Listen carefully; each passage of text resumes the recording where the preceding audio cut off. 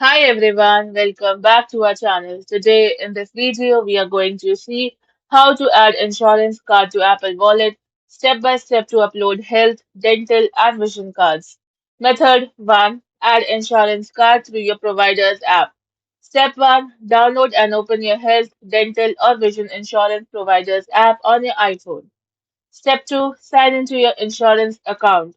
Step 3. Find the digital insurance card in the app. Step 4. Now tap the Add to Apple Wallet option. Step 5. Review the card details. Step 6. Tap Add in the top right corner. Step 7. Open Apple Wallet and confirm that your insurance card appears there. Method 2. Add an insurance card using a link or QR code. Step 1. Open the email, website, or message from your insurance provider. Step 2. Tap the Add to Apple Wallet link or scan the QR code provided. Step 3. Review the insurance card information. Step 4. Tap Add to save the card to Apple Wallet. Step 5. Open Apple Wallet to verify that the card was added successfully. Thank you for watching, and for more such informative videos, do like, share, and subscribe to our channel.